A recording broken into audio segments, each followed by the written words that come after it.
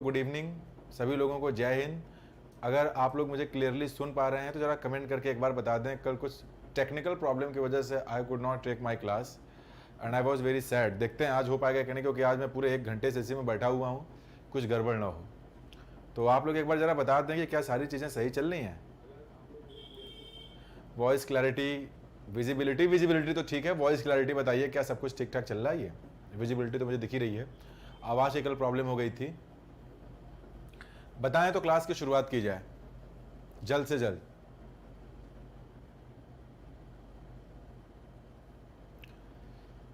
हाँ बताएं बताएं बताएं, जल्द से जल्द क्लास की शुरुआत कर दूं मैं। आकांक्षा, नगेंद्र, इक्का, मयूर, सभी लोग जल्द से जल्द कमेंट करके बताएं। फिर रुक गया क्या? नहीं रुका नहीं है, आज सब सही चल रहा है। गुड इवनिंग सर, किसने किया? आकांक्षा ने। सर अभी सब कुछ क्लियर है, वॉइस भी परफेक्ट है, नो इशू। चलिए ठीक है, तब कोई बात नहीं। जब सब कुछ क्लियर है तो मैं पहले आपको बता दूं, SBI के लिए SBI क्लर्क जो पेपर आप लोग देने जा रहे हैं, क्लर्क प्री, मैंने एक सेट प्रिपेयर किया है जो डिफरेंट आपके ऑनलाइन पोर्टल्स हैं उस पर से क्वेश्चंस निकाल करके उनके पैटर्न पे बेस्ड आपको प्रैक्टिस कराने के लिए। क्योंकि कहीं ना कहीं मुझे इस बात को भी देखना है कि बहुत इजी एग्जांपल्स आपसे प्रैक्टिस ना कराए जाएं, और साथ ही साथ ये भी ध्यान देना है कि बहुत टफ एग्जांपल्स की भी बहुत प्रैक्टिस आपको ना कराया जाए। जिस तरह के क्वेश्चंस आपके पेपर में हैं, जिस लेवल के हैं, उन्हीं सबको ज़्यादा फोकस किया जाए। तो यहाँ पे आप लोग देखे होंगे कि जो थंबनेल बना था उसमें लिखा हुआ है SBI clerk pre 2021 model paper. यानी यहाँ पर मैं ये नहीं बता रहा हूँ कि 2021 का जो पेपर आया है मैं वो डिस्कस करने जा रहा हूँ। ये है कि 2021 के लिए जिस तरह के क्वेश्चंस हो सकते हैं, मतलब जो भी जितने टाइप के पेपर में अब तक आए हैं, क्योंकि 2015 के बाद से बैंक के पेपर में ट्रिमेंडस एक चेंजेस आए हुए हैं। उन चेंजेस को ध्यान में रखते हुए कुछ सेट ऑफ क्वेश्चंस मैंने यहाँ पे रखा है। उनमें 5 क्वेश्चंस आपके एरर डिटेक्शन के हैं, जिस टाइप के बैंक में आते हैं। दूसरा जो इसमें बना हुआ है वो बना हुआ है आपका सेंटेंस में फ्रेज रिप्लेसमेंट का, या फिर आप उसे कह लीजिए कुछ फ्रेज रिप्लेसमेंट के क्वेश्चंस हैं, कुछ सेंटेंस इंप्रूवमेंट के हैं। दूसरा कनेक्टर्स के हैं। अभी पेपर में आप देखेंगे कुछ इस तरह के क्वेश्चंस ऐड हुए हैं। कॉलम दिया हुआ है, कॉलम A, कॉलम B। ये कॉलम A में क्या है, पहले कुछ समझा दूं किस किस टाइप के एग्जाम्पल्स आए ताकि आपको आसानी हो जाए उन्हें सॉल्व करने में। तो यहाँ पे A, B, C 3 एग्जाम्पल यहाँ दिए हुए हैं, और यहाँ दिया होगा C, D, E, F ऐसे करके दिया है। अब यहाँ पे एक सेंटेंस है, यहाँ पर एक सेंटेंस है, यहाँ पे एक सेंटेंस है, सेंटेंस 4, सेंटेंस 5, सेंटेंस 6। अब नीचे ऑप्शंस दिए हुए हैं A, B ऐसे करके, मतलब कि A और B जुड़ गया, या फिर B और E जुड़ गया, मतलब ये ऑप्शन A है। ऐसे ऑप्शन B दिया है, मान लेते हैं C और D को करके दे दिया। तो यहाँ पे करना क्या है, जैसे आप लोग जूनियर हाई स्कूल में करते थे 6, 7, 8, 9, 10th में, कि 2 कॉलम्स होते थे, होता था ना मैच द कॉलम। तो ये कुछ और नहीं है, ये वही है आपका मैच द कॉलम। तो मैच द कॉलम का मतलब क्या हो गया, आपको पढ़ना है कि ये वाला जो भी यहाँ पेयर दिया हुआ है उसको मैच करके आपको देखना है कि कौन सा सही ऑप्शन होगा। तो इसमें जब आएगा मैं दोबारा आपको बता दूंगा, ठीक है। आकांक्षा ने लिखा रिया कहाँ है, अपना देखिए ना, आ जाएंगी वो जहाँ भी होंगी। तो कुल मिला करके ये मॉडल प्रैक्टिस पेपर है, और मैं कोशिश करूंगा कि शायद अभी हफ्ते 10 दिन का समय है आप लोगों के पास, तो रोज एक सेट आकर के आप लोगों से डिस्कस कर लूँ, जिससे कि एक अच्छी प्रैक्टिस हो जाए, ठीक है। तो चलिए वीडियो को एक बार लाइक कर दीजिए, जिस भी ग्रुप में आप लोग जुड़े हुए हैं उस ग्रुप में जोड़ दीजिए, चाहे टेलीग्राम हो चाहे आपका व्हाट्सएप ग्रुप हो, वहाँ शेयर कर दें ताकि बाकी बच्चे भी जान जाएँ। तो अब क्लास की शुरुआत करते हैं समय को वेस्ट किए बगैर, और मैं ये एग्जाम्पल रखता हूँ आप लोगों के स्क्रीन पर। थोड़ा मैं इसे सही कर लूँ, हाँ अब बिल्कुल ठीक है, ये रहा। ओके नाउ चलें, तो मैं शुरुआत करता हूँ एग्जाम्पल नंबर 1 से। आ जाएं, एग्जाम्पल नंबर 1 ये रहा। इसमें करना क्या है आपको, ये एरर डिटेक्शन का है। वो जो ऊपर लिखा है ना एग्जाम्पल, उसको आप देखेंगे कि नीचे क्या किया है कि जो रेड पार्ट में मैंने लिखा है A, B, C, D, यानी कि उसी को अलग अलग करके लिख दिया गया है। तो वो लिखा है, इसको देख के बताएं किस पार्ट में एरर है। सर डिनर कर लिए आपको लगता है इतना जल्दी डिनर कर लूंगा मैं? ये डिनर करने का टाइम है, मैं क्लास लेने के बाद डिनर करता हूं। कभी कभी पहले भी कर लेता हूं, लेकिन आज पहले नहीं कर पाया ताकि टेक्निकल प्रॉब्लम ना होने पाए। कुछ सारी चीज़ों को मैं देख रहा था। बताएं, ये एग्जाम्पल नंबर 1 जो दिया गया है इसमें क्या होगा, इसमें बताना है आप लोगों को एरर डिटेक्शन है। पढ़ देता हूं मैं। The word recyclable plastic is being shipped to Asia where it is illegally dumped, buried or burned with the lightest regulations. Part A, B, C, D, E आपको लगता है कि इसके किसी पार्ट में कोई एरर नहीं है, then you will go with option number E. आपको लगता है कि A, B, C, D में से कोई एक है तो उसमें से कोई एक आंसर आप बताएं. Your time starts now. Take 30 seconds. 30 seconds हैं आपके पास, आप समय ले सकते हैं. बिल्कुल पेशेंटली पढ़िए, बिल्कुल हड़बड़ी करने की कोशिश मत करिए. और एक बात हमेशा आप याद रखिएगा, सब्जेक्ट क्या है. किसी भी सेंटेंस में जब एरर डिटेक्शन आपको फाइंड आउट करना हो तो सबसे पहला काम ये करिए कि उसका सब्जेक्ट क्या है और उसका वर्ब क्या है, यानी कि सब्जेक्ट वर्ब अग्रीमेंट का सबसे पहले ध्यान दीजिए. सब्जेक्ट वर्ब अग्रीमेंट जब हो गया तो उसके बाद ये देखिए कि सब्जेक्ट के बेसिस पर अगर कहीं कोई प्रोनाउन यूज हुआ है तो वो प्रोनाउन कहीं सब्जेक्ट के बेसिस पे ही तो नहीं है. तीसरी चीज़ आप उसमें ये देख लीजिए कि कहीं कोई प्रेपोजिशन तो नहीं यूज हुआ है.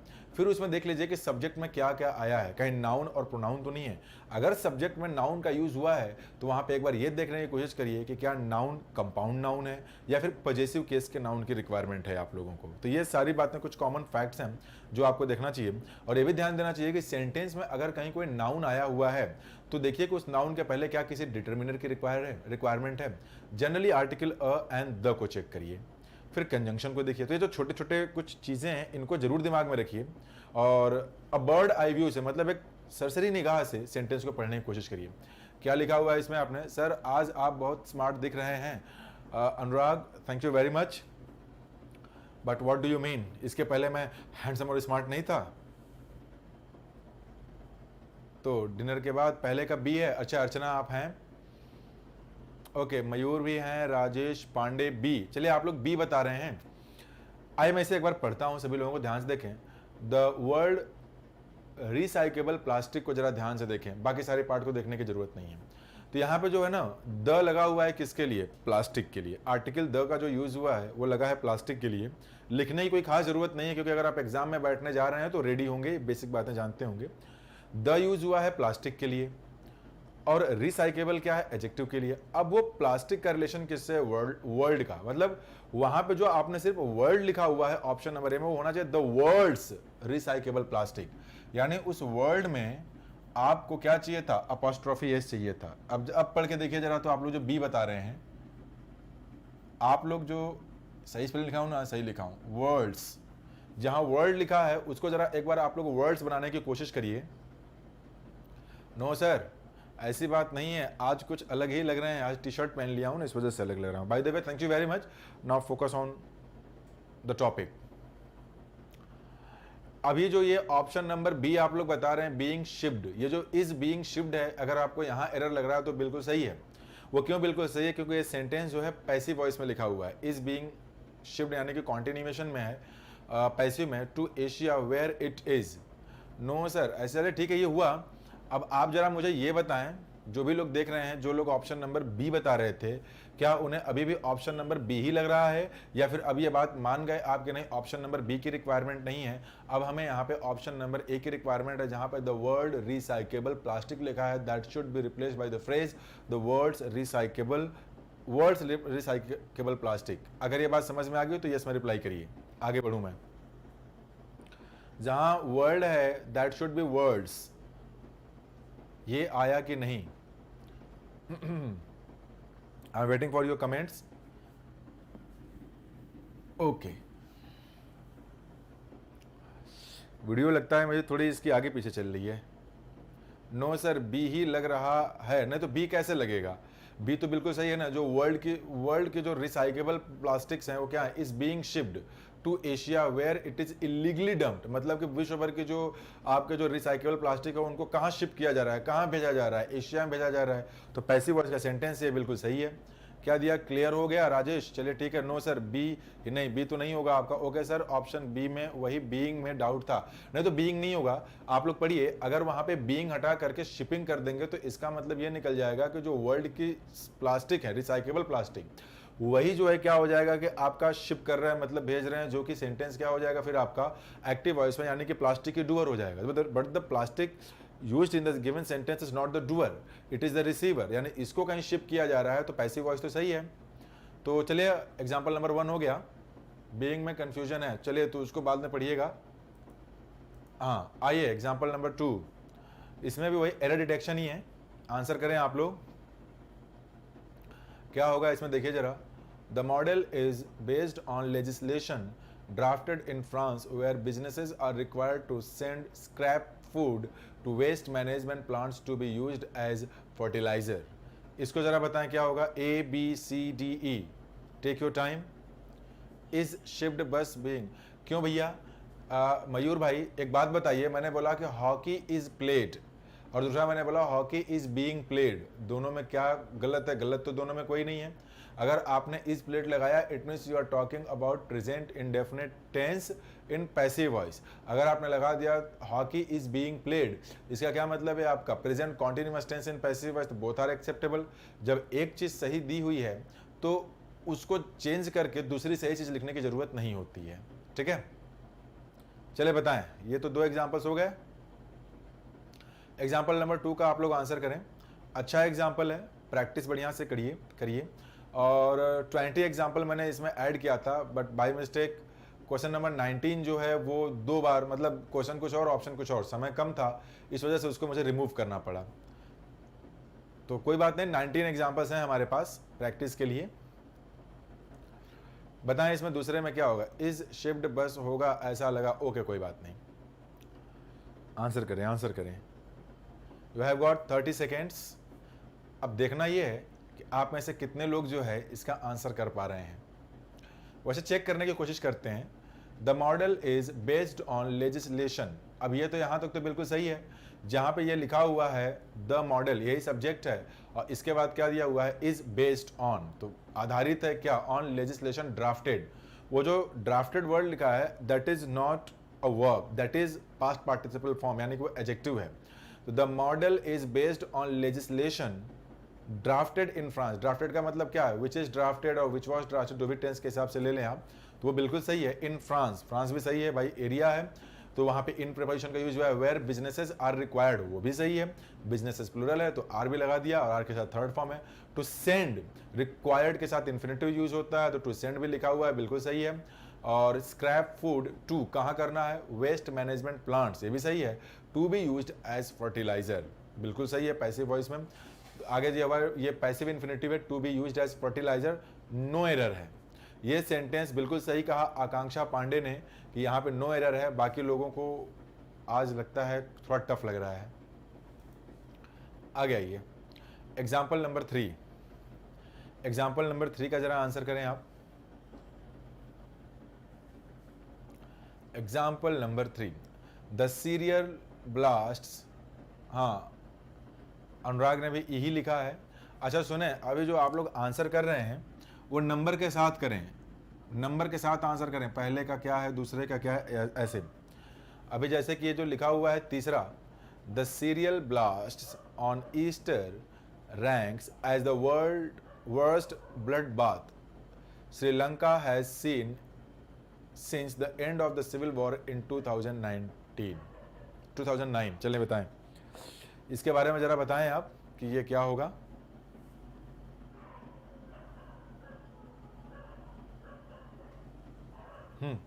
ओके ठीक है। आकांक्षा, ओके नाउ क्वेश्चन नंबर 3 का आंसर करिए, टाइम लीजिए।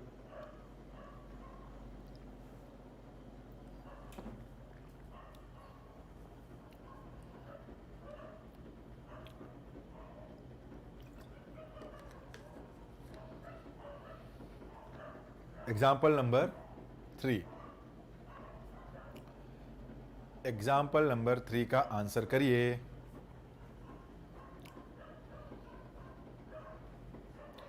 देखिए इसमें है क्या, मैं बताता हूँ but let me wait for your answers. Actual में है क्या कि कमेंट्स आपके थोड़े स्लो आ रहे हैं, तो you must have typed but मेरे पास वो कमेंट आए नहीं हैं। एक बार ज़रा देख लेता हूँ। चलिए, रंजना सिंह ने कहा ऑप्शन सी, ऑप्शन सी। अच्छा देखें रंजना, मैंने क्या बताया, कुछ बातों को हमेशा दिमाग में रखिए। जब भी किसी सेंटेंस को देखिए तो ये देखिए कि सब्जेक्ट के साथ उसका वर्ब क्या है। दूसरा देखिए कि सब्जेक्ट है क्या, क्या ये नाउन है, अगर नाउन है तो इसके साथ ये भी देखिए कि क्या इसके साथ कोई डिटर्मिनर लगने वाला है, बिल्कुल आसानी से सॉल्व हो जाएगा। दूसरा, अगर इसके लिए कहीं आगे कोई प्रोनाउन यूज हुआ है तो इसको इससे रिलेट करने की कोशिश करिए। तीसरा, कंजंक्शन पे फोकस करिए। चौथा, प्रेपोजिशन पे फोकस करिए। तो ये कुछ छोटी छोटी बातें हैं जो अगर आप ध्यान से देखें तो ऑलरेडी आंसर कर ले जाएं। इसमें जरा देखें, द सीरियल ब्लास्ट्स, जो सब्जेक्ट है इसका वो यही है ना, द सीरियल ब्लास्ट्स, यही है। अब यही सब्जेक्ट है हमारा। अब ये ऑन क्या है, प्रेपोजिशन है।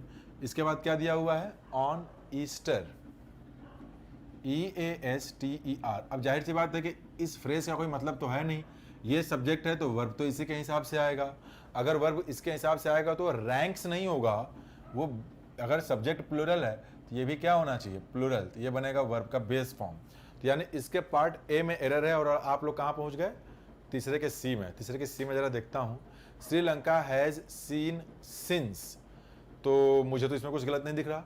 श्रीलंका एक सिंगुलर सब्जेक्ट है, इसका जो वर्ब आएगा वो भी सिंगुलर ही आएगा। हैज़ सीन लिखा हुआ है प्रेजेंट परफेक्ट में, वो भी बिल्कुल सही है। क्यों, क्योंकि लिखा हुआ है since the end of the civil war in 2009, तो आपका पॉइंट ऑफ टाइम है, तो सिंस भी सही है। हो सकता है कि आपके दिमाग में एक डाउट आया हो कि सिंस एंड फॉर के लग जाने से जो है कि वहाँ पे हम प्रेजेंट परफेक्ट कॉन्टिन्यूअस यूज करते हैं, तो ऐसा नहीं है। वो आपका जो है कि present perfect and present perfect continuous दोनों यूज कर सकते हैं कुछ कंडीशंस के साथ। चलिए, हैड सीन क्यों होगा, क्योंकि देखिए, अच्छा ठीक है, मेरी एक बात समझिएगा। एक आपके मन में डाउट होगा कि प्रेजेंट परफेक्ट यूज किया जाए कि पास्ट परफेक्ट यूज किया जाए कि पास्ट इंडेफिनिट यूज किया जाए। एक बात हमेशा याद रखिएगा कि पास्ट परफेक्ट टेंस कभी अकेला आ ही नहीं सकता, उसके लिए पास्ट का कहीं ना कहीं कोई रेफरेंस होना चाहिए। Now look at the example carefully. इस एग्जाम्पल में पास्ट का कोई दूसरा एग्जाम्पल दिया ही नहीं है, पास्ट की कोई बात ही नहीं। एक सिंपल सा एक सेंटेंस इसमें लिखा हुआ है, दो सेंटेंस लिखे हैं। पहला वाला पार्ट ए में प्रेजेंट इंडेफिनिट लिखा है, तो पास्ट का तो रेफरेंस मिला नहीं, तो पास्ट ऑफ पास्ट नहीं आ सकता।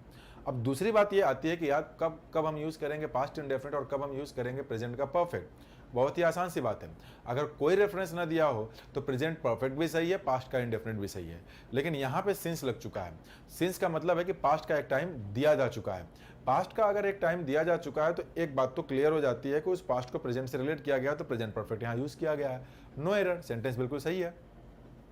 सॉरी, मतलब हैज सीन वाला पार्ट सही है। पार्ट ए में जहां रैंक्स लिखा है वहां पर क्या होना चाहिए, आपका रैंक होना चाहिए। उम्मीद करता हूं समझ में आया होगा। डीसीपी, अरे भाई डीसीपी साहब अमित पाल, जय हिंद आपको।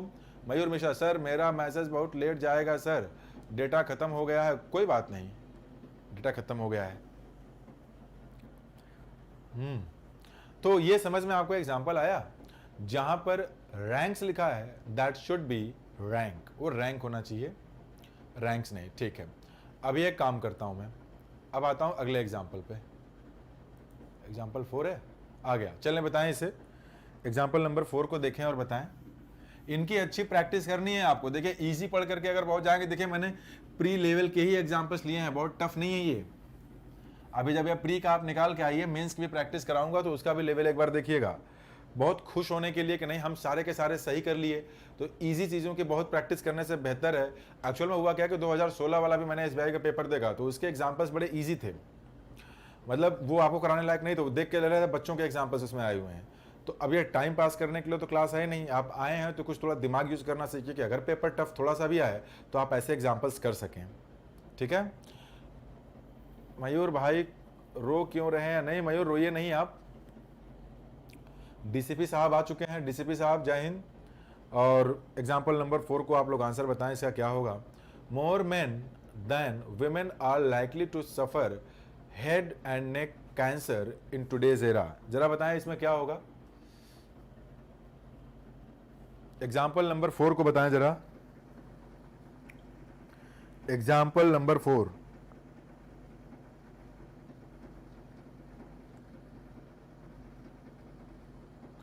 आपको एग्जाम्पल नंबर 4 का आंसर करना है, बताएं।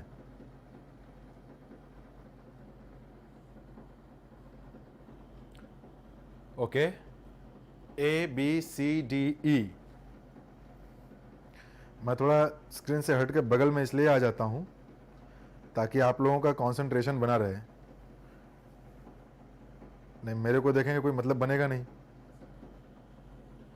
क्या होना चाहिए भाई, कुछ बता पाएंगे आप लोग? इससे ज्यादा आसान एग्जाम्पल हो ही नहीं सकता है।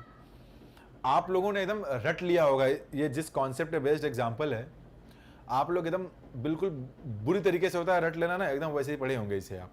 अभी मैं इसका आंसर बताऊंगा तो तुरंत कहेंगे अरे सर इतना आसान था। तो जस्ट ट्राई इट, एक बार ट्राई तो करिए इसे सॉल्व करने की।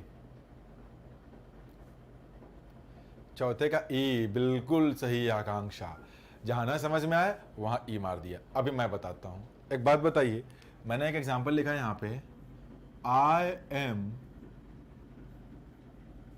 Suffering fever. ये गलत है कि सही है? I am suffering fever. Of course सारे के सारे लोग ये, इट्स ऑब्वियस कि सारे किसने लिखा है? सी, अर्चना ने। बिल्कुल अर्चना, बिल्कुल सही है, सी ही होगा। एक बात तो तय है कि सबको पता है कि यहाँ पे क्या आना चाहिए? फ्रॉम आना चाहिए, क्योंकि सफ़र के साथ हम फ्रॉम यूज़ करते हैं। Now look at option number C, suffer head and neck cancer.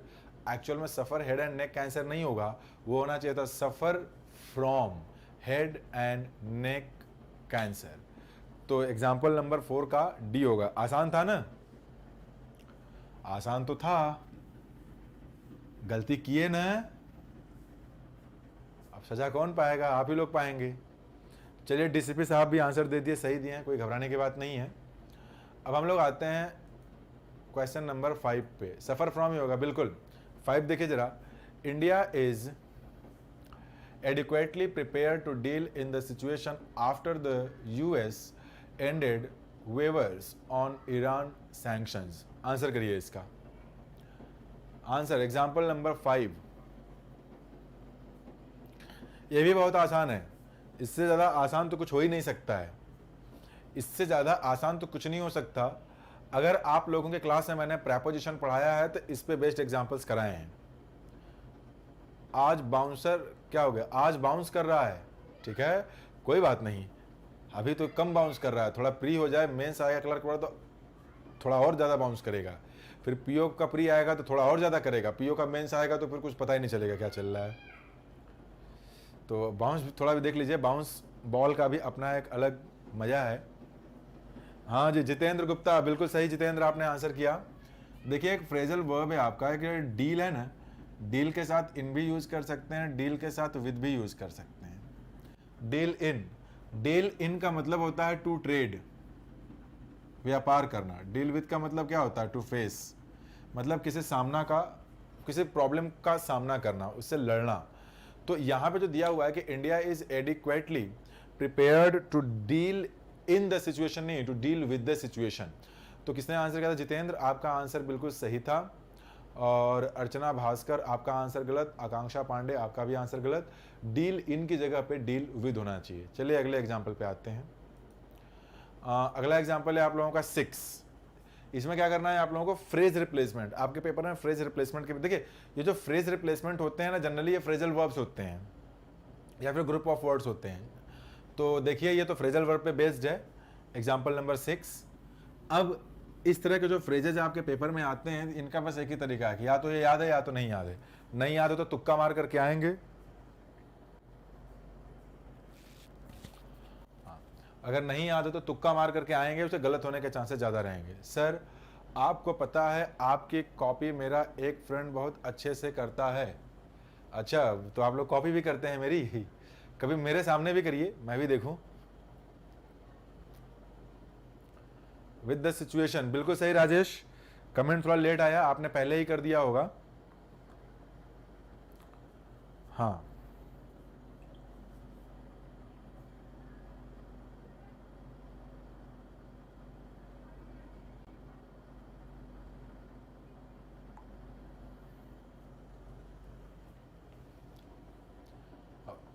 Answer करिए इसका। Example number 6।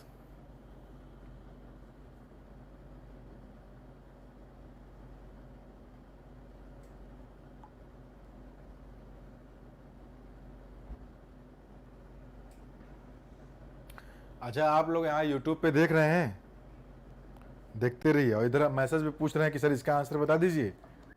बढ़िया है आप लोगों का बहुत।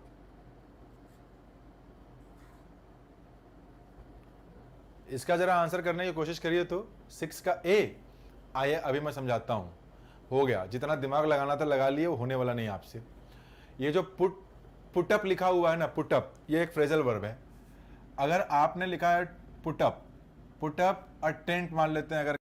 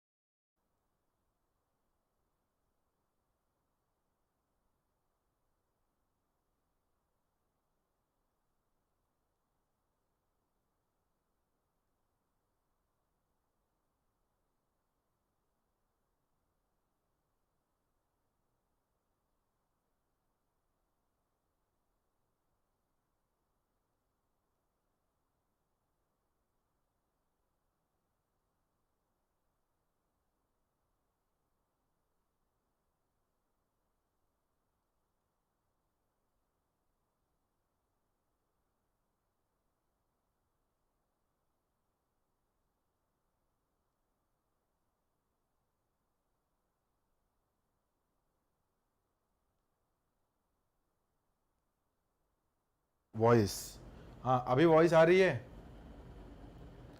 आप सभी लोग वीडियो को लाइक नहीं करते, इसलिए यूट्यूब बाबा क्लास को स्टॉप कर दिए। ये अच्छा लगा भाई मुझे देख करके, कम से कम आप लोग इतना सोचे तो। हाँ, कौन सा एग्जाम्पल चल रहा था? अभी वो एलईडी मेरी काम नहीं कर रही है। ये बताएं, अभी आवाज़ वगैरह सही जा रही है? मैं अपने मोबाइल में ही सारी चीज़ें देख ले रहा हूँ। आ गई, चलिए ठीक है, अभी वॉइस आ गई ना। अभी हम लोग अपने प्रैक्टिस को कंटिन्यू करते हैं। देखिए करना क्या है हमें, अब हमें करना, ठीक है। हाँ, अभी हम लोग देख रहे थे एग्जाम्पल नंबर 6, ठीक है। एग्जाम्पल नंबर 6 में क्या चल रहा था आप लोगों का? Put my name up. तो यहाँ पे मैंने कुछ चीज़ें लिखी थी। पुटअप अ टेंट का मतलब क्या मैंने बताया था? पुटअप अ टेंट का मतलब होता है टू इरेक्ट, यही बताया था। पुटअप अ टेंट, ओह किधर गया यार?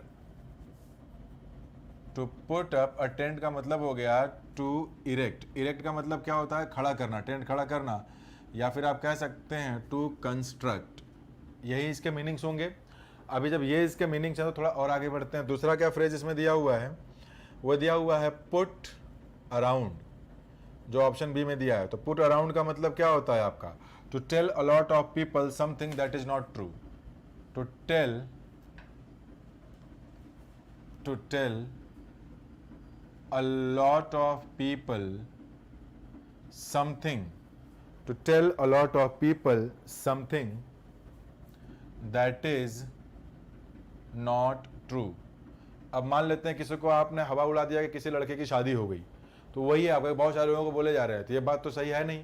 तो मतलब लोगों को बहुत ज़्यादा, एक ऐसी बात बहुत ज़्यादा लोगों को बता देना जो सही नहीं। तो पुट अराउंड है। पुटअप का मतलब टू इरेक्ट, ये दोनों यहाँ पे सही नहीं बैठ रहे हैं। पुट आउट का मतलब क्या हो जाएगा?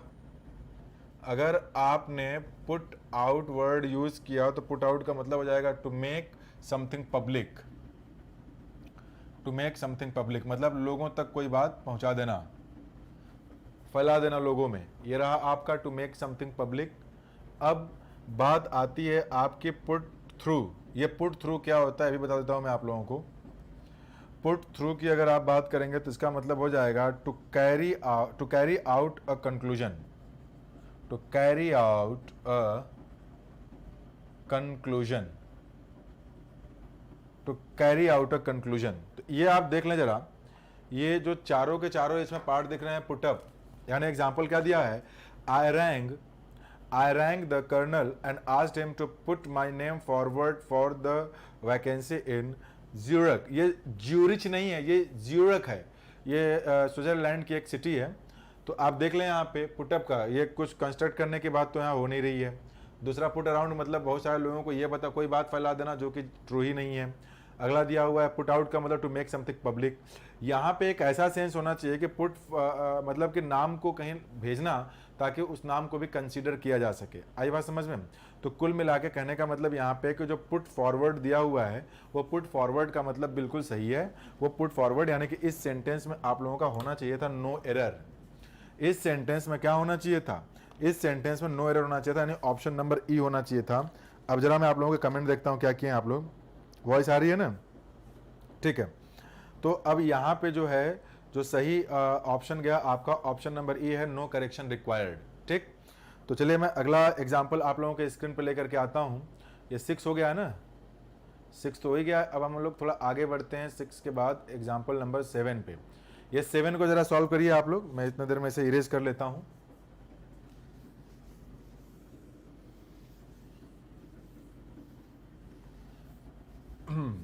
मैं इतने देर में इसे इरेज कर लिया मैंने। एग्जाम्पल नंबर 7 क्या दिया हुआ है जरा देखिए तो, अकॉर्डिंग टू द गवर्नमेंट, यही फ्रेज रिप्लेसमेंट वाला एग्जाम्पल है। जरा आप लोग इसे बताएं क्या करना है इसमें।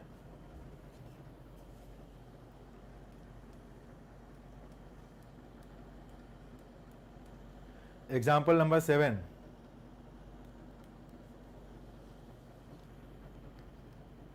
एग्जाम्पल नंबर 7 क्या करते हैं आप लोग? According to the international migration outlook 2017 report on OECD member countries, OECD member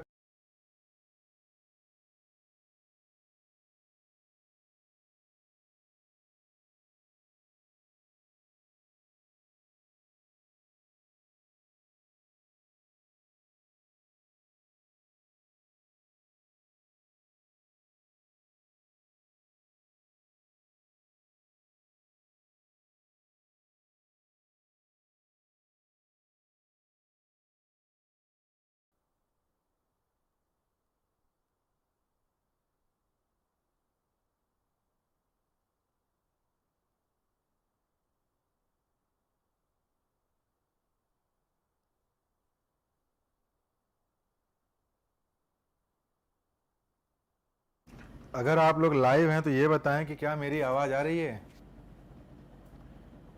ये कुछ सॉफ्टवेयर जो मैं यूज़ कर रहा हूँ उसकी प्रॉब्लम आ रही है, आप लोग ज़रा कमेंट करके बताएं अगर लाइव हैं।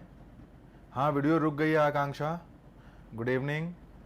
अरे अभी मैं कैसे बता देता, अभी आया हूँ। ये बताइए क्या मेरी आवाज़ सही आ रही है?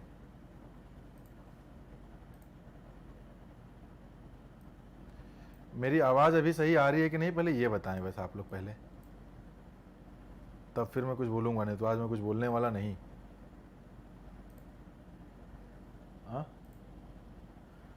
चीज़ें सही हो तो बताएं, क्लास की शुरुआत की जाए। आज कुछ भी हो जाए, आज तो मैं पूरा पढ़ाऊँगा, आज मैं छोड़ने वाला नहीं। रोज़ रोज़ के नाटक नाटक नहीं चलेगा ना। हाँ, आज मैं इसे पूरा पढ़ाऊँगा, कायदे से पूरी क्लास लूँगा, इसे कंप्लीट करूँगा। हाँ, ये बताएं आवाज़ सही जा रही है आप लोगों तक? अगर चीज़ें सब सही हैं तो ज़रा बताएं, क्लास को फिर से कंटिन्यू कर दूं मैं। हाँ, एग्जाम्पल नंबर 7 की बात चल रही थी, ज़रा बताएं एग्जाम्पल नंबर 7 सब ठीक ठाक है कि नहीं? हाँ, चलिए कुल मिला के आकर देखिए, ये वीडियो तो मुझे पूरा करना है आज। मान लीजिए लाइव आप नहीं देख पा रहे हैं तो रिकॉर्डेड पड़ी रहेगी, आप रिकॉर्डेड इसे देख लीजिएगा, ठीक है? तो चलिए मैं एग्जाम्पल नंबर कौन सा चल रहा था, इसे मैं मोबाइल में आपका कमेंट देख लूँगा इसमें आज। इसमें एग्जाम्पल नंबर 7 है ना, 7 के आंसर्स आप लोगों ने क्या किए, जरा मैं आंसर्स तो चेक कर लूँ आप लोगों का एक बार। आप लोगों के क्या आंसर्स हैं 7 के? ऐसे तो 10 नहीं, चलिए फिर रुक गया। यस सर, यस सर, 6 का हुआ था, 7 के आंसर की बात चल रही थी, बताएं क्या चलेगा। अब नहीं डिस्टर्ब होगा, आज की क्लास पूरी हो जाएगी। 7 का मैं बताता हूँ, देखिए है क्या। इसमें सबसे पहली बात यह है कि इंडियंस, ये दिया हुआ है कि according to the international migration outlook 2017, या कोई मैगजीन है 2017 की, उसकी कोई रिपोर्ट आई थी, किस पे आई थी? OECD मेंबर कंट्रीज जो हैं उनमें इंडियंस को, अभी वो रिपोर्ट तो आ चुकी है। अभी जब वो रिपोर्ट आ चुकी है तो वहाँ की जो बात होगी, वो जो ऑट टू यूज़ किया गया है उस मॉडल की रिक्वायरमेंट नहीं है, वहाँ पे एक पर्टिकुलर टेंस के सिचुएशन को बताने की ज़रूरत है। तो देखिए सब में आर लगा हुआ है तो होगा तो आर ही। दूसरी बात, तो वो गलत हो गया। अब देखिए फिर सही क्या होगा, अमंग तो अपनी जगह बिल्कुल सही था, तो अमंग में तो हमें कोई चेंजेस करने नहीं है।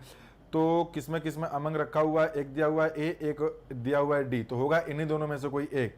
अब आप बताएं इसमें क्या होगा, ए होगा कि डी होगा, बस इतना बता दें। जल्दी से अगले एग्जांपल पे बढ़ा जाए, ए होगा कि डी होगा, जरा इस बात को आप बताएं, ए या डी, इन्हीं दोनों में से कोई एक होगा। 7 का ए, बहुत सही बहुत सही।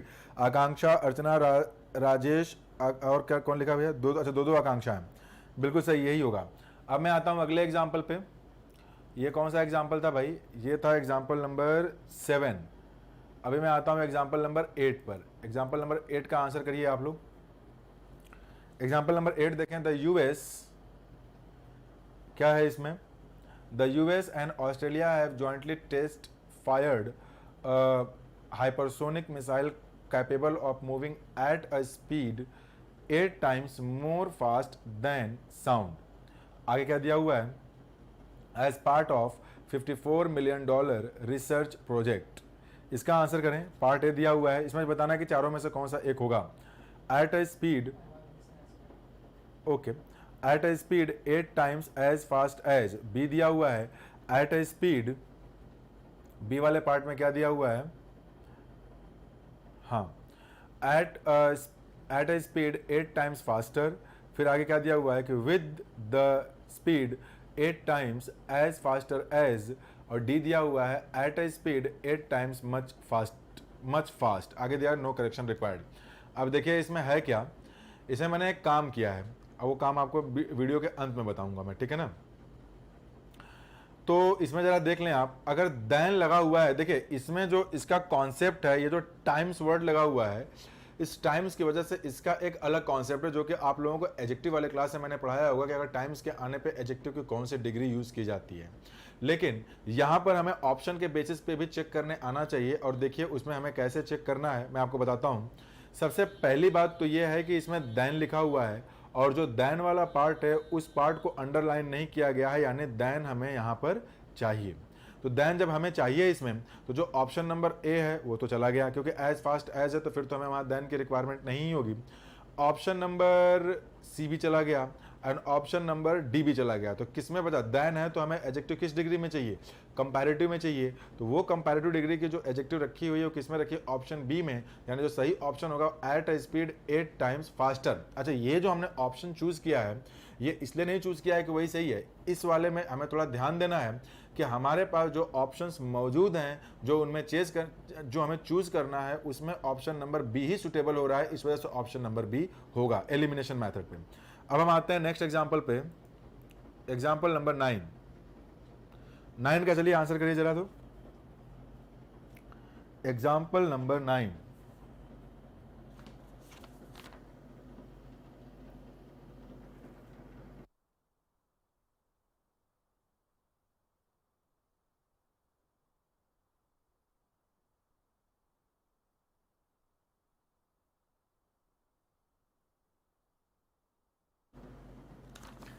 एग्जाम्पल नंबर 9 को बताएं आप लोग। एग्जाम्पल नंबर 9 का आंसर जरा देखें आप लोग क्या कमेंट कर रहे हैं। मैं पढ़ देता हूं इसे। World footballs governing body FIFA lifted the ban it had imposed on the Sudan Football Association SFA for failed to abide to agreements mentioned in Articles 14 and 19 of the FIFA statute। क्या होगा इसमें, question number 9 में क्या होगा, इसका जरा answer बताएं आप लोग। 9, आकांक्षा, अर्चना, राजेश, आप सभी लोग 9 का आंसर करें। 9 का, आई am waiting for question number 9। इसके 9 वाले के लिए जरा आप लोग आंसर बताएं क्या होगा। 9 का बी, अर्चना ने कहा बिल्कुल बी। चलिए चेक करते हैं। देखिए सबसे पहली बात, इसमें लगा हुआ है अबाइड। अगर अबाइड लगा हुआ है तो एक बात तो क्लियर हो जा रही है कि अबाइड के साथ हम कौन सा प्रेपोजिशन यूज करते हैं, बाई का यूज करते हैं। तो जिसमें बाई लगा होगा वही, तो किसमें बाई है, दिए हुए क्वेश्चन में तो बाई नहीं है, तो नो करेक्शन रिक्वायर्ड वाला ऑप्शन गया, ऑप्शन नंबर ए भी चला गया। अब बचता क्या क्या है इसमें एक तो बचता है option number B, option number C, option number D. तो फॉर हैविंग फेल्ड जो हम यूज करते हैं, जैसे कि इसमें दिया हुआ है डी में, हैविंग फेल्ड, ये आपका परफेक्ट पार्टिसिपल का केस है। अगर आप लोगों ने वर्ब ढंग से पढ़ा होगा तो इतना आइडिया जरूर होगा कि परफेक्ट पार्टिसिपल नहीं होगा, तो ऑप्शन नंबर डी भी गया। अब क्या दिया हुआ है, for failure to abide by agreement. Question में क्या दिया हुआ है, अग्रीमेंट्स, तो हमें प्लूरल को ही लेकर के चलना है, और अगर प्लूरल को ही लेकर के चलना है तो ऑप्शन नंबर बी जो होगा वही करेक्ट आंसर होगा। सभी लोगों ने बी कहा है, तो आपका आंसर बिल्कुल सही है, कोई दिक्कत वाली बात नहीं है। आइए 9 हो गया, अब हम आते हैं 10 में। एग्जाम्पल नंबर 10 को जरा देखिए आप लोग, 10 का आंसर करें, देखें इसमें क्या हो रहा है। मैं थोड़ा हट जा रहा हूं बगल में। 10, Bangladesh's parliament raised the stakes in a standoff against judiciary last week by passing a unanimous resolution to take proper legal steps over a Supreme Court verdict nullifying the Constitution's 16th Amendment। चलें बताएं इसमें क्या होगा। मैं wait कर रहा हूं आपके आंसर्स का। ये है आपका क्वेश्चन नंबर 10। आकांक्षा, राजेश, अर्चना, अनुराग, आप सभी लोग जरा बताएं इसमें क्या होगा। Take your time, take your time. आज इस सेट को मैं कंप्लीट करूंगा, आप लोग परेशान ना हो, थोड़ा समय लगेगा, आधे घंटे 45 मिनट और लगेंगे, लेकिन घबराइएगा नहीं, इसे पूरा कर लीजिएगा। अच्छा सेट है।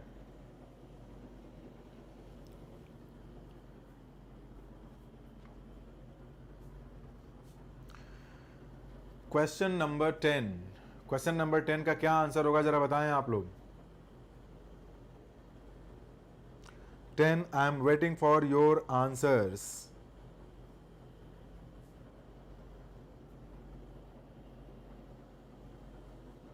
टेन, लंबा समय ले रहे हैं आप लोग। अच्छा, अर्चना ने कहा 10 का बी, 10 का ए, सॉरी, बाकी लोग भी जरा आंसर करें। मैं आप लोगों को जरा समझाता हूं कुछ। आप लोगों को दो बातें ध्यान देनी है। एक तो पहली बात कि सही वर्ड की मीनिंग क्या है। जो सही वर्ड आपका होता है वो होता है स्टैंड ऑफ। इसका मतलब क्या होता है, टू फाइट। दूसरी बात यह है कि जितनी भी आपके गवर्नमेंट की बॉडीज होते हैं, जैसे the executive, judiciary, the legislative, इन सबके साथ आर्टिकल द का यूज करते हैं। तो एक तो यह है कि फेल्ड ऑफ होना चाहिए, डबल एफ, तो दिया हुआ वो गलत। ए और सी, अच्छा सी गलत हो गया, ए और बी में से एक हो सकता है, डी भी गलत है। लेकिन ध्यान ये देना है कि जो जुडिशरी वर्ड लिखा हुआ है इसके साथ हमें आर्टिकल द लगाना पड़ेगा। जितने भी गवर्नमेंट के ब्रांचेस होते हैं, the navy, the army, the air force, the judiciary, the executive, the legislative, article the हमें चाहिए। तो यहाँ पे द किसमें दिया हुआ है, ए जो बता रही हैं, किसने बताया, ए, राजेश ने बताया बी, तो राजेश आपका बिल्कुल सही है। आकांक्षा और अर्चना आप दोनों का गलत है, क्योंकि ए में जुडिशरी के पहले आर्टिकल द नहीं है।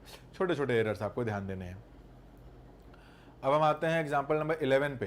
11 देखिए, फिल इन द ब्लैंक से जरा मैं समझा देता हूं क्या करना है इसमें आप लोगों को। सबसे पहले आप इसमें देखेंगे कि एक ब्लैंक यूज किया गया है और उस ब्लैंक के नीचे 4 ऑप्शंस दिए गए हैं, और उन चारों ऑप्शंस में आपको ध्यान ये देना है कि वो चारों में से एक नहीं चूज करना है। इसमें से 2 ऐसे वर्ड्स हैं जो कि दोनों में से कोई भी एक वहां पे लगा देंगे तो मीनिंग बिल्कुल सही रहेगी। तो यानी आपको ध्यान बस ये देना है कि इनमें से कौन से वो जो 2 वर्ड्स हैं जो कि सेंटेंस को सही कर देंगे। फिल इन द ब्लैंक्स लगाने पर 2 वर्ड होने चाहिए। आपके ऑप्शंस हैं ए बी सी डी। ए में दिया है ए और बी, मतलब ए और बी का पेयर सही है। बी में दिया है बी और डी का पेयर सही है। सी में दिया है ए और डी का पेयर सही है। डी में दिया है बी और सी का पेयर सही है, जबकि ई दिया है नन ऑफ दी अबव। अगर आपको लगता है कि इनमें से कोई भी पेयर सही है तो ऑप्शन नंबर ई के साथ जाइए। तो time starts now. 11, question number 11 का बताएं अब आप लोग।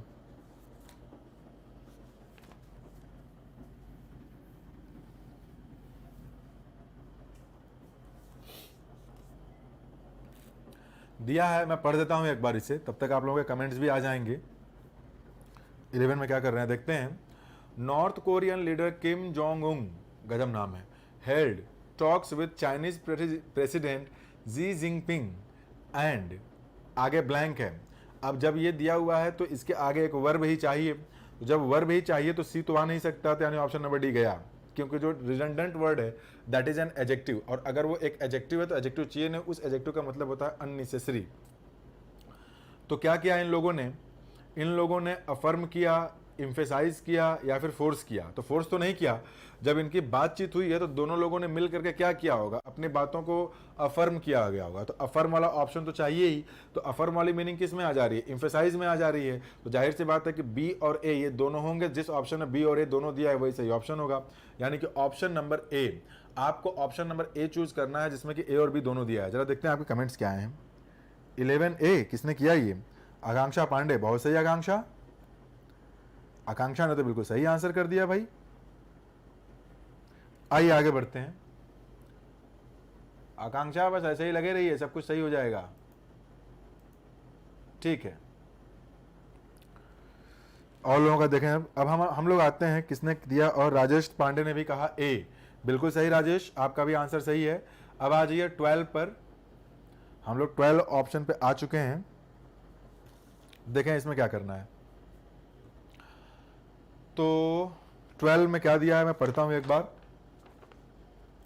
इसमें दिया है the reserve Bank of India RBI. अच्छा, अभी तो यहाँ पे नेट पे तो आया ही नहीं है, अभी थोड़ा आगे पीछे क्यों चल रहा है ये। 12 एग्जाम्पल, इसकी व्यवस्था भी बनाता हूँ। कल पहले ये जो सारे प्रॉब्लम से पहले दूर करता हूँ। अब आया, हाँ। तो 12 में देखें आप लोग, the reserve Bank of India RBI has blank. जाहिर सी बात है कि अगर सब्जेक्ट आया है तो हमें वहां पे एक वर्ब चाहिए। क्या इसने बोला है?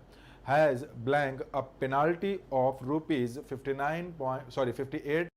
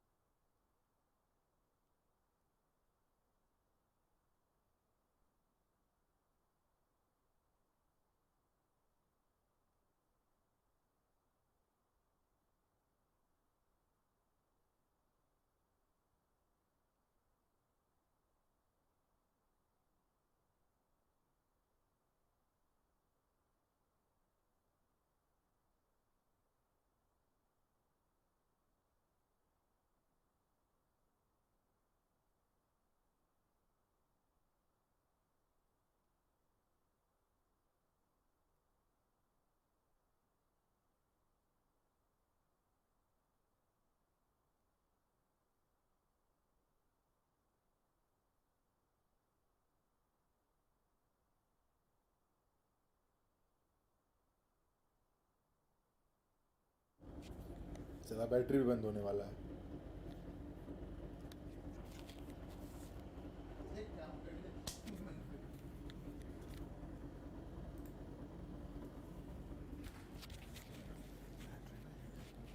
हेलो हेलो,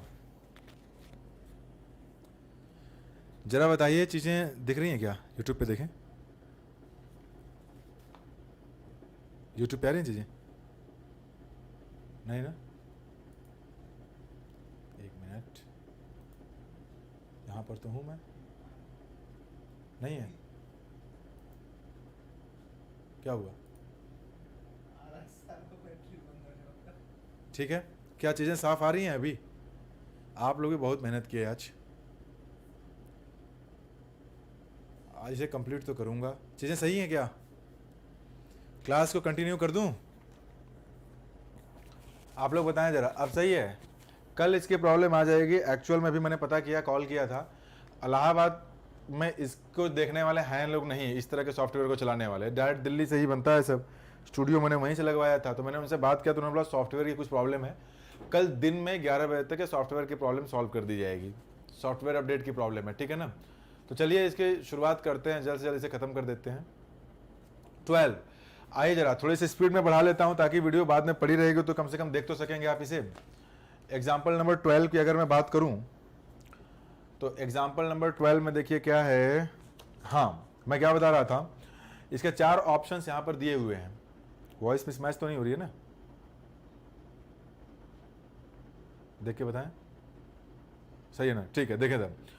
तो the reserve Bank of India में जो दिया हुआ है हैज़ के साथ वर्ब की कौन सी फॉर्म आती है? थर्ड फॉर्म आती है। अब अगर आप अपने ऑप्शंस को देखें तो अपॉइंट दिया हुआ है ए में, तो ए तो हो नहीं सकता। अभी क्या है, आप गुरु हैं हम चेला, जैसा आप कहें। अरे बिल्कुल सही, आज इसे कंप्लीट करना है, इसे पूरा पढ़ाऊंगा मैं आज। अधूरा वीडियो छोड़ने का कोई मतलब नहीं है, रोज रोज छोड़ ही देंगे तो पढ़ेंगे क्या? तो ए तो नहीं हो सकता, तो यानी जिसमें जिसमें ऑप्शन ए है वो नहीं हो सकता, तो ए और डी तो हो नहीं सकता। अब हम आते हैं किस पे? रिजर्व बैंक ऑफ इंडिया की बात है तो उन्होंने क्या लगाया है? पेनाल्टी। तो क्या होता है? Impose a penalty. इम्पोज किस में दिया हुआ है? डी में, यानी जिसमें जिसमें डी होगा वो हो सकता है। अब बात फंस गई, ऑप्शन नंबर बी में भी डी दिया है, ऑप्शन नंबर सी में भी डी दिया है, तो कोई बात नहीं है, बहुत ही आसान सा तरीका है सॉल्व करने का इसे। ये जो स्लैब्ड वर्ड लिखा हुआ है, स्लैब्ड और इम्पोज्ड, ये दोनों के दोनों सिनोनिमस होते हैं, तो यानी कि सी और डी जिसमें होगा वही सही ऑप्शन होगा, तो ऑप्शन नंबर बी। अब ऐसे क्वेश्चंस को कैसे सॉल्व करेंगे?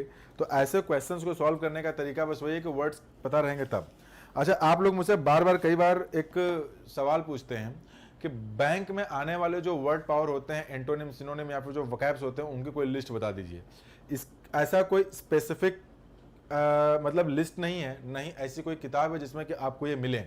आप अगर ये सोचते हैं कि बैंक में आने वाले जो वर्ड्स हैं उनको आप याद कर लें, तो ऐसा होने वाला नहीं है, क्योंकि कहीं कुछ मिलेगा ही नहीं। इसका सिर्फ एक ही तरीका है बैंक के वोकैब्स को तैयार करने का, ज़्यादा से ज़्यादा आप रीडिंग करें, आप मैगजीन्स पढ़ें, आप न्यूज़पेपर को पढ़ें। जितने ज़्यादा वर्ड्स से आप गो थ्रू होंगे उतना बढ़िया आप लोगों का ये प्रिपेयर होगा। तो इसका सिर्फ यही एक तरीका है। एसएससी में क्या होता है कि उसमें एंटोनिम, सिनोनिम या फिर सीपीओ-एसआई में या फिर इस तरह के जो एग्जाम्स होते हैं जैसे एनडीए हो गया, ये आप प्रीवियस ईयर में आए हुए वर्ड्स को याद कर लो तो फंस जाते हैं। लेकिन बैंक में ऐसा कोई हार्ड एंड फास्ट नहीं है, कहीं से भी कुछ भी आ सकता है। तो इसके वोकैब्स को याद करने के लिए आपको न्यूज़पेपर रीडिंग और मैगजीन्स की रीडिंग करनी ही पड़ेगी, और कोई तरीका नहीं है। सर सैम सर भी हैं क्या? हाँ, सैम सर भी यहीं पे हैं, वही तो यहाँ पे मुझे सपोर्ट कर रहे हैं चलाने के लिए। आइए, तो अब आते हैं एग्जाम्पल नंबर 13 पे। बिना डिले किए will talk about example number 13। जल्दी से देख लेते हैं इसे। 13 को बताएं आप लोग, एग्जाम्पल नंबर 13।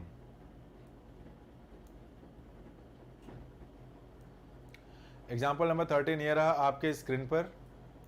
हाँ जी, देखें, India's listed corporates will have to blank quick action to get on board more directors including a woman if they have to ensure compliance with the SEBI's new corporate governance norms। चलें इसका बताएं 13 में क्या होगा। एक चीज तो तय है कि वर्ब ही चाहिए। कौन सा होना चाहिए इसमें आप लोगों के विचार से? आप लोगों के विचार से इसमें कौन सा ऑप्शन होना चाहिए, जरा एक बार कमेंट करके बताएं।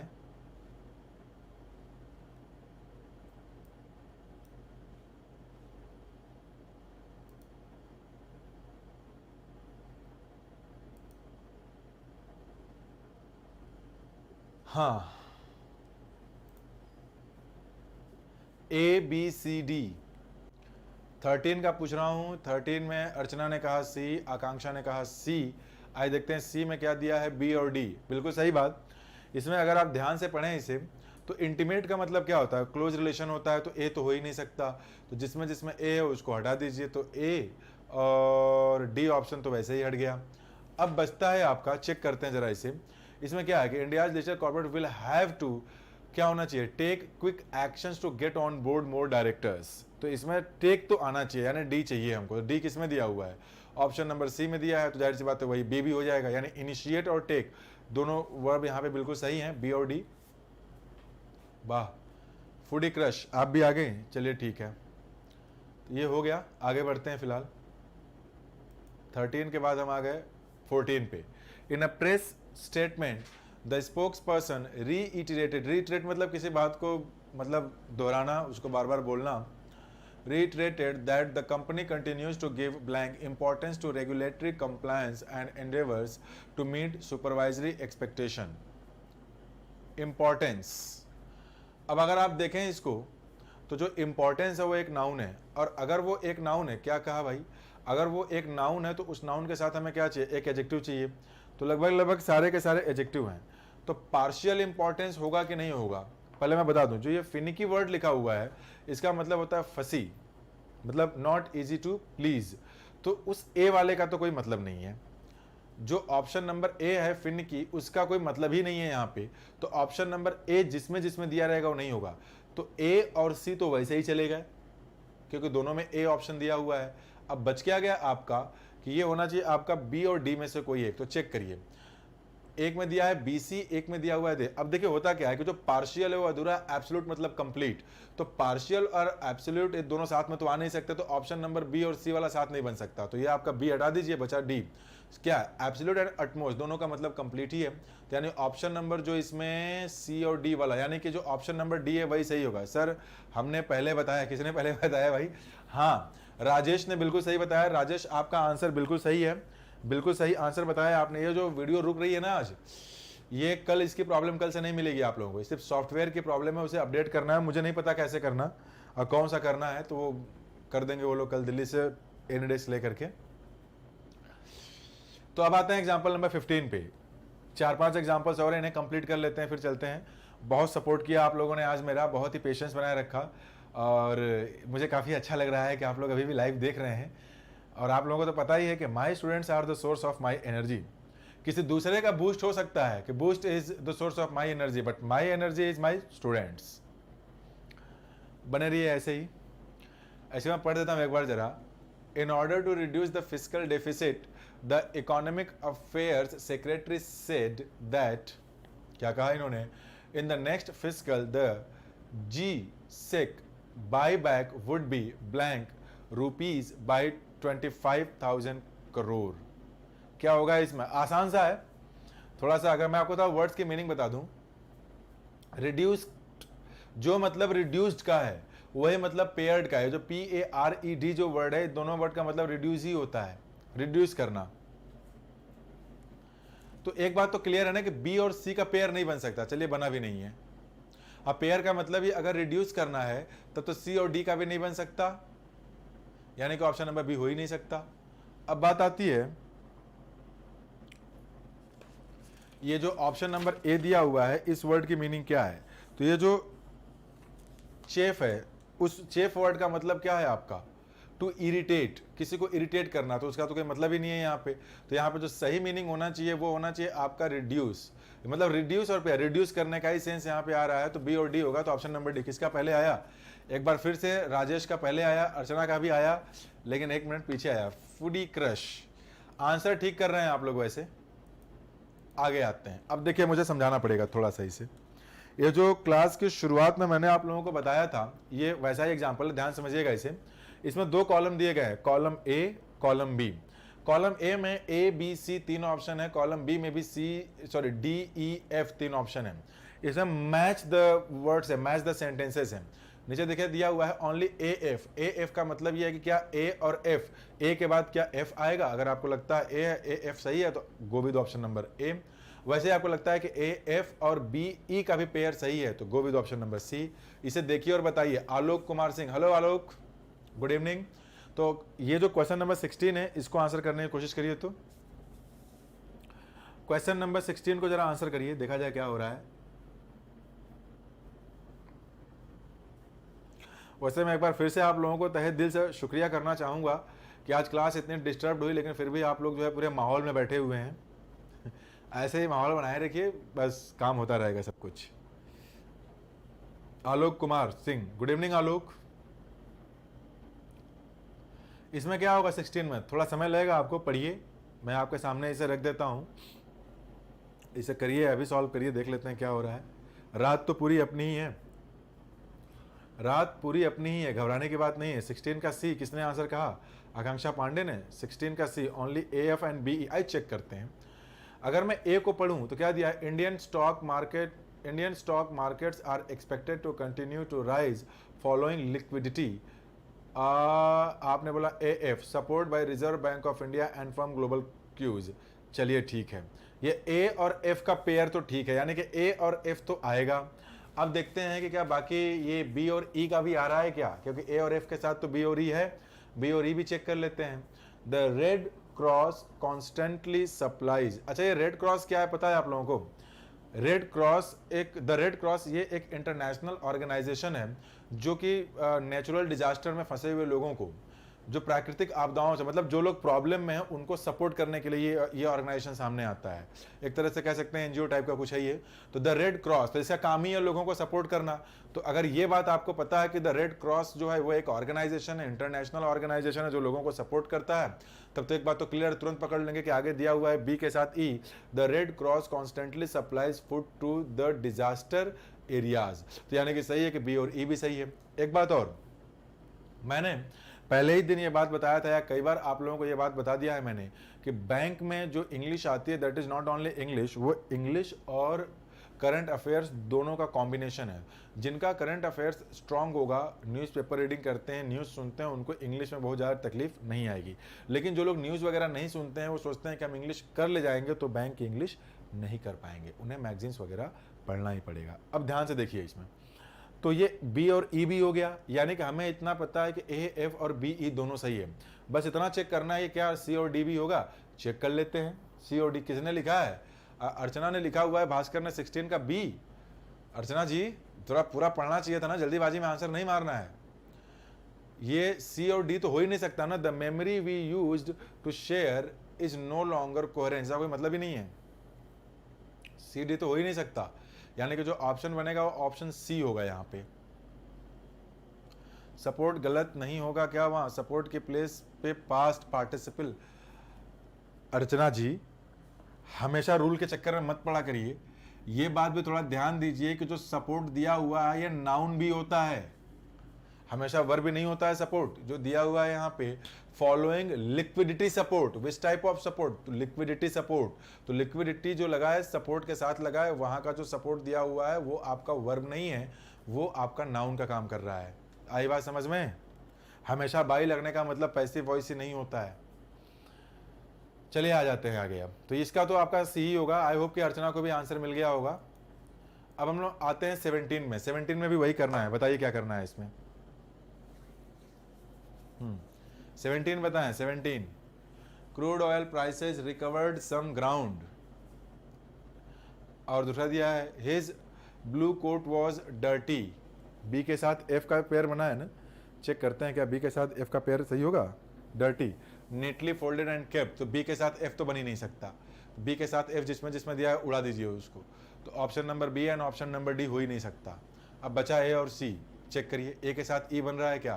क्रूड ऑयल प्राइसेस रिकवर्ड सम। देखिए ऐसे जो एग्जांपल्स आते हैं, अगर आपको बहुत टफ लगे ना तो पूरा पढ़ा मत करिए, तुरंत डायरेक्ट जो ऑप्शन दिया ना ऑप्शन को ही रख करके चेक कर लिया करिए। अब ऑप्शन मान लेते हैं कि ए और ई अगर नहीं होता तो जिसमें जिसमें रहेगा सब हट जाता हो।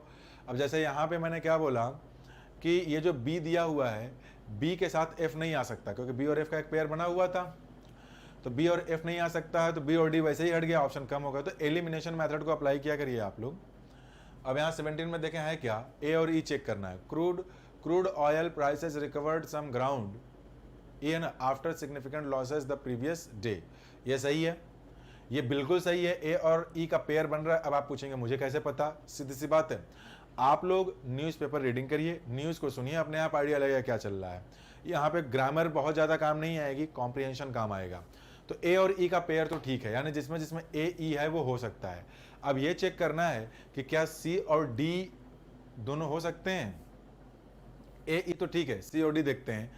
Let's all be unique together until we realise we, अच्छा वो यूनिक ना हो के मेरे ख्याल से, हाँ नहीं सही है वो, until we realise we are all the same. अब चले 17वें का क्या होगा। हाँ, किसने आंसर किया, आकांक्षा ने किया है, राजेश ने किया है, बिल्कुल सही राजेश। ए ई भी सही है और सी और डी भी सही है, यानी ऑप्शन नंबर सी सही है, गलत नहीं है, सही किया आप लोगों ने। अब हम आते हैं एग्जाम्पल नंबर 18 पर, इसको बताइए तो 18 को जरा बताइए, 18 में क्या होगा। ये सब आपके कॉम्प्रिहेंशन बेस्ड हैं, जितनी ज़्यादा प्रैक्टिस करेंगे उतना अच्छा रहेगा। मैं आपके लिए एक सिर्फ मार्गदर्शक हो सकता हूँ, और अदरवाइज जिन्होंने पहले से इंग्लिश को नहीं पढ़ी है, जिन्होंने पहले से प्रैक्टिस नहीं की, वो ये एग्जाम्पल तो सॉल्व नहीं कर पाएंगे। उनके खोपड़ी में यही बात नहीं जाएगी कि पता कैसे चल रहा है कि कौन सा सही है कौन सा गलत है। तो थोड़ा पढ़ाई वगैरह बढ़ाएं, सब पता चलेगा। हाँ राजेश, मुझे पता है आपने सबसे पहले आंसर दिया है। 18 पढ़ते हैं। Global market had been roiled at the start of the. अब देखें, अगर द लगा है तो कोई ना कोई नाउन तो चाहिए ही हमें। अब चेक करते हैं कौन सा नाउन है।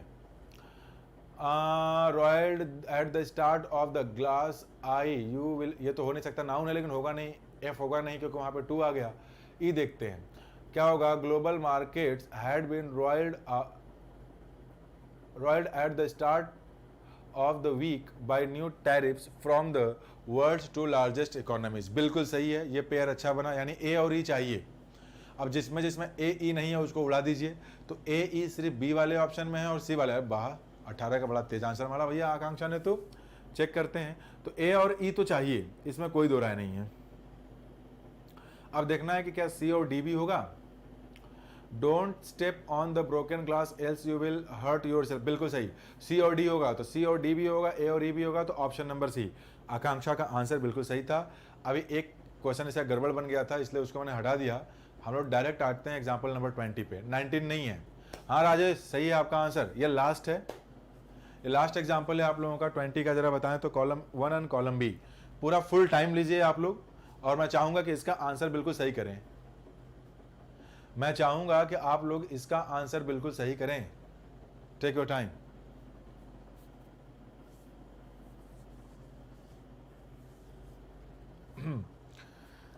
Take your time.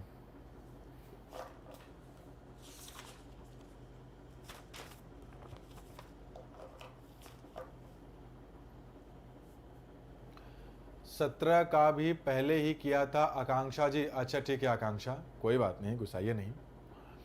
देखें इसमें अपने अपने मार्क्स काउंट कर लें जरा। यहाँ पे 19 एग्जाम्पल्स डिस्कस हुए हैं, भले वो 20 है लेकिन बीच वाला 19 ही गायब हो गया है। आज काफ़ी गड़बड़ हो गई ये क्लास। 19 में काउंट कर लीजिएगा कितने सही बनेंगे। अभी मैं बताता हूँ इसे। क्या लिखा आकांक्षा ने, नहीं तो गड़बड़ नहीं था, हमें लगा नंबर सही नहीं लिखा है। ठीक है आइए देखें। It is the duty of any public official, A के बाद एफ का पेयर दिख रहा है, चेक कर लेते हैं। But Rahul did not have any issue, कोई मतलब नहीं था, ए एफ नहीं हो सकता, ए और एफ नहीं हो सकता, तो ए और डी कट गया। अब बच गया आपका, अच्छा अर्चना ने कह दिया सी, बहुत तेज भाई। सी और बी में देखते हैं, सी और बी में से कोई एक ही होगा, तो बी चेक कर लेते हैं। क्या बी के बाद एफ आएगा। Nobody wants to be tagged as a failure we are, कोई मतलब नहीं है, तो बी और एफ हो ही नहीं सकता बी के साथ। बट राहुल कोई मतलब नहीं। आगे देखें ए ई बनता है। It is the duty of any public official to serve the common man without asking any question, बिल्कुल सही बात है। तो जनरल फैक्ट है तो कि हर एक पब्लिक ऑफिशियल का मतलब पब्लिक सर्वेंट की ये ड्यूटी बनती है कि कॉमन आदमी जो भी कॉमन मैन है उनको सेवा करे विदाउट एनी क्वेश्चन। तो ए और ई तो ठीक है। अब देखना है सी और डी। अच्छा एक बात और ध्यान दीजिएगा, हो सकता है कि आप लोगों ने देखा होगा कि ए और ई मिल गया तो ए और ई वाला ऑप्शन मौजूद है तो वो ऑप्शन नंबर सी और डी बिना पढ़े ही मार दिया। ऐसा मत करिएगा। ऐसा इसलिए मत करिएगा क्योंकि नीचे एक और ऑप्शन दिया हुआ है none of above. None of the above का मतलब ये है कि हो सकता है कि सी और डी मैच ना करे। अगर सी और डी मैच नहीं किया तो तब तो नन ऑफ द अबव ही होगा ना। तो पूरा पढ़ना है आपको, पूरा चेक करना है। अब देखते हैं सी और डी मैच कर रहा है। Though we are going to celebrate the 72nd independence day soon. और क्या बना है डी का, वहां पे कॉमा होना चाहिए था। We are yet to achieve the true freedom. सही है। यद्यपि हम लोग 72वां इंडिपेंडेंस डे मनाने तो जा रहे हैं, लेकिन फिर भी हम लोगों को क्या है, अभी भी ट्रू फ्रीडम पाना बाकी है। तो इसका बिल्कुल जो सही ऑप्शन होगा वो सी होगा। पुष्पेंद्र सिंह लास्ट में आप आए, कोई बात नहीं। आकांक्षा पांडे, सी एंड डी का बन रहा है ऑप्शन सी। जी बिल्कुल सही बात है। तो आकांक्षा, मैंने बताया ना कि अगर आप लोग ऐसे आंसर मार रहे हैं कि सी और डी का बन गया है, बाकी में नहीं दिख रहा है तो सी मार दिया, तो ये हरकत मत करिएगा एग्जाम में। वो जो एग्जाम्पल नंबर 19 गायब हुआ है उसमें नन ऑफ द अबव वाला ही ऑप्शन था। वो एग्जाम्पल मैंने जानबूझ के इसलिए रखा था कि आपको ये तुक्का और गेस वाला काम नहीं करना है कि सी और डी मिल गया बाकी कहीं नहीं दिख रहा है तो ये क्यों भूल रहे हैं कि नन ऑफ द अबव भी दिया है। हो सकता है ए और ई ना मैच किया होता, हो सकता है ए और ई मैच करा लिया, सी और डी मैच नहीं होता। तो पूरा आपको मैच कराना है, तब जा करके आपको आंसर सही करना है। अब जरा आप लोग ये बताएं, एक बार जरा मार्क्स तो बता दें, 19 में कितना बना, 19 में कितना बना बताइए।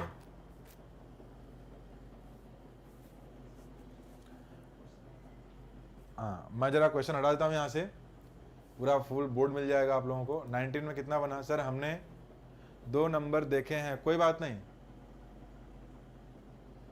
नो सर, चेक किया है, बताइए तो। 19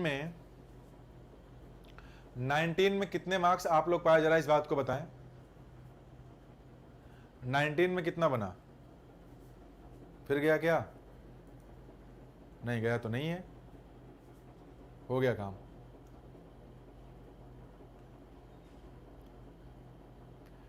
तुक्का नहीं है, चलिए कोई बात नहीं। जरा एक बार ये बता दीजिए कि 19 में कितने बने आपके।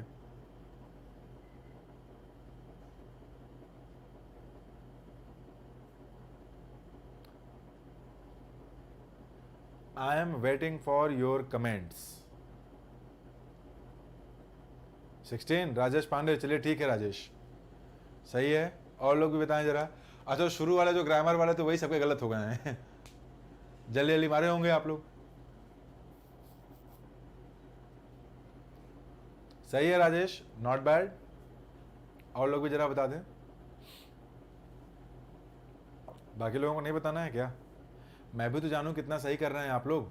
ज़्यादा सही करेंगे तो कल वाला पेपर थोड़ा टफ बना दूंगा, कम सही करेंगे तो इसी लेवल पे रहेगा, इस वजह से पूछ रहा हूं मैं।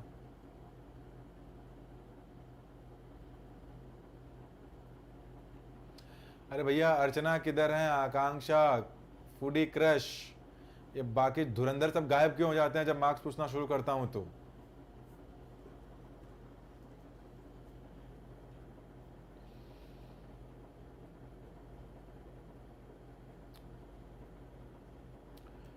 ओके, चलिए फिर ठीक है, आज का टारगेट हमारा पूरा हुआ।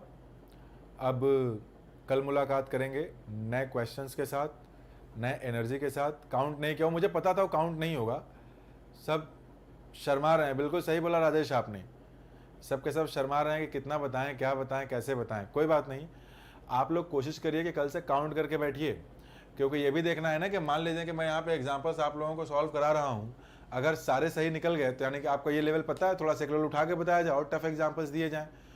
और अगर आप लोग सही कम हो रहे हैं, 10 क्वेश्चन मतलब 19 में 10 ही सही हो रहे हैं, 12 सही हो रहे हैं, तो इसी लेवल को रखा जाए, थोड़ा लेवल और इजी किया जाए ताकि आप सीख सकें।